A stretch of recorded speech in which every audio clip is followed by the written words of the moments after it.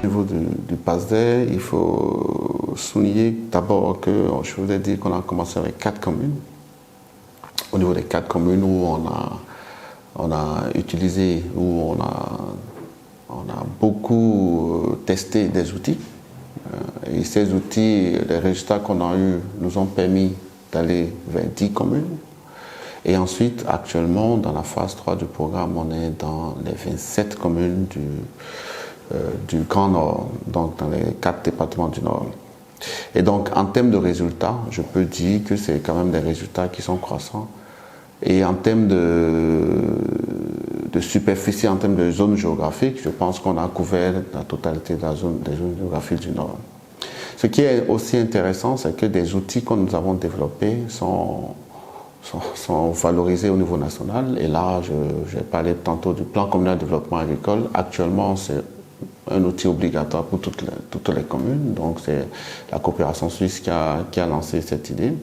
Ensuite, nous avons l'outil de Fonds communal de développement agricole, qui est un fonds qui associe la gestion de l'exploitation familiale agricole et l'accompagnement technique dans le secteur d'activité de l'exploitation.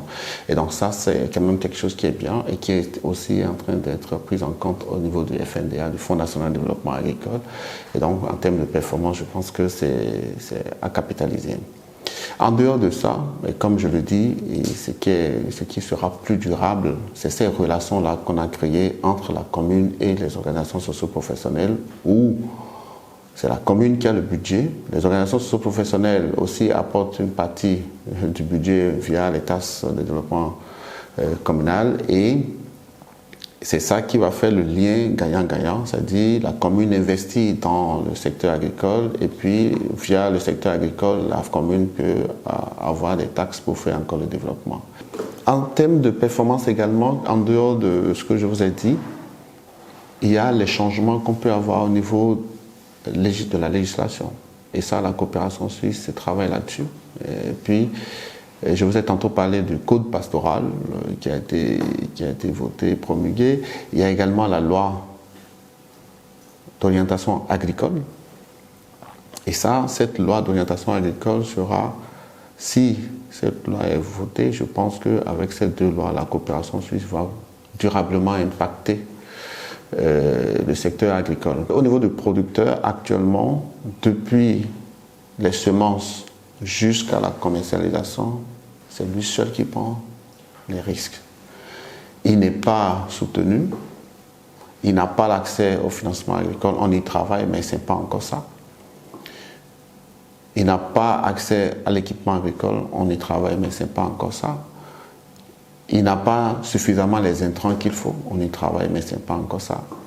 En plus, il subit les risques de catastrophes naturelles, de changements climatiques, et on n'a pas d'assurance au Bénin. Et ça, c'est quelque chose qu'il faut, si on veut vraiment une agriculture durable, c'est quelque chose sur lequel on doit travailler.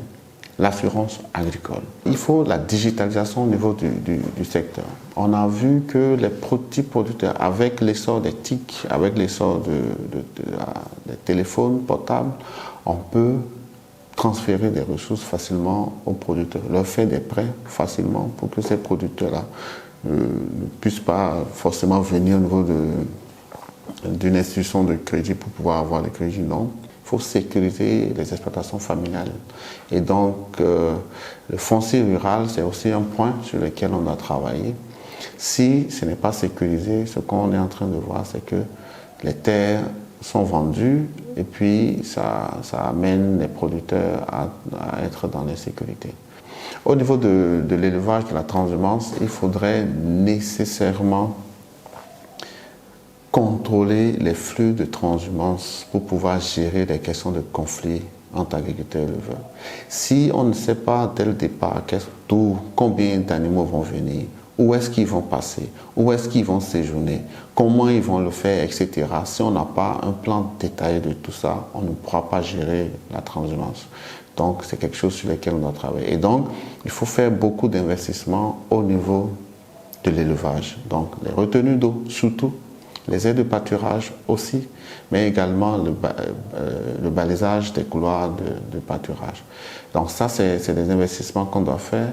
Et aussi au niveau des questions liées à la santé animale, c'est quelque chose aussi qu'on doit voir parce qu'on a très peu de vétérinaires actuellement au niveau sur le territoire et il faut qu'on ait une stratégie communautaire pour pouvoir vraiment soigner les animaux.